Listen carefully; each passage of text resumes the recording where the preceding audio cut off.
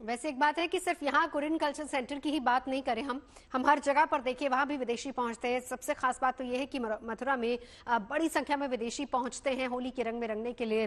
बनारस में देखा है कि विदेशी लोग पहुंचे हैं, वहां भी होली के रंग में रंगे नजर आ रहे। तो होली का रंग कुल मिलाकर चढ़ने लगा है। 14 मार्च को होली खेली जाएगी और इसी दिन चंद्र ग्रहण भी लगने जा रहा है।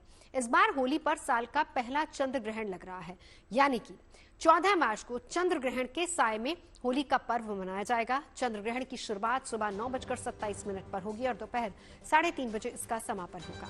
चंद्र ग्रहण की अवधि 6 घंटे 3 मिनट रहेगी।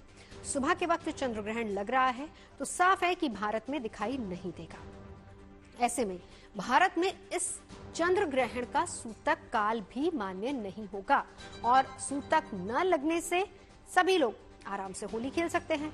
हम सभी पारंपरिक तरीकों के साथ होली पर्व मना सकते हैं। ये चंद्र ग्रहण आयरलैंड, स्पेन, फ्रांस, ऑस्ट्रेलिया समेत कई देशों में दिखाई देगा। तो होली पर ग्रहण लग रहा है, चंद्र ग्रहण लग रहा है और इस पर ज्योतिष पंडित शैलेंद्र पांडे जी क्या कह रहे हैं, आपको वो सुनवाते हैं। 14 तारीख को मध्य दोपहर तक पूर्णिमा है, 14 मार्च को, और उसमें चंद्र ग्रहण लग रहा है लगभग सुबह 9:30 बजे से 3:30 बजे तक।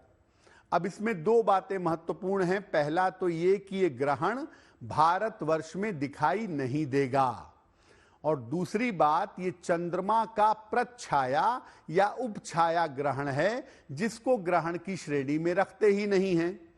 तो ग्रहण हो या ना हो, जब भारतवर्ष में दिखेगा ही नहीं तो पर्व त्योहारों पर, नियमों पर इसके कोई प्रभाव नहीं पड़ेंगे। इसलिए सामान्यतः जैसे आप होली का पर्व मनाते हैं, खेलते हैं, वैसे ही मनाते रहेंगे। होली पर चंद्र ग्रहण का कोई प्रभाव नहीं पड़ेगा। जिस तरह से होली का पर्व मनाया जाता है उसी तरह से मनाया जाएगा। तो जब चंद्र ग्रहण लगता है तो भगवान के नाम का जाप करना अनिवार्य होता है, ऐसा ज्योतिष कहते हैं। ग्रहण समाप्त होने के बाद दान करने की भी परंपरा है। इसको लेकर क्या कह रहे हैं शैलेंद्र पांडे, वो भी सुनाते हैं। एक तो प्रच्छाया ग्रहण है और दूसरे भारतवर्ष में दिखाई नहीं देगा। इसीलिए चंद्र ग्रहण के दौरान आपको किसी तरह का उपाय करने की, किसी तरह के सावधानी को बरतने की आवश्यकता नहीं है। कोई नियम इस चंद्र ग्रहण में आपके ऊपर लागू नहीं होगा।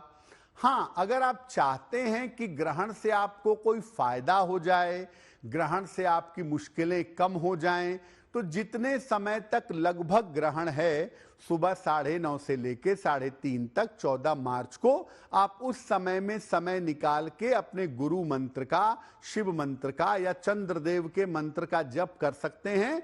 मंत्र जप करना ग्रहण काल में अच्छा होता है। और जब ग्रहण समाप्त हो जाए तो संध्या काल को आप चंद्रमा की जो वस्तुएं हैं, चावल है, चीनी है, दूध है, सफेद रंग की चीजें हैं, अगर आप इनका दान कर दें तो आपके लिए बेहतर होगा। लेकिन कोई भी सूतक के नियम, कोई भी खान पान के नियम, कोई भी सावधानियां इस दौरान लागू नहीं होंगी।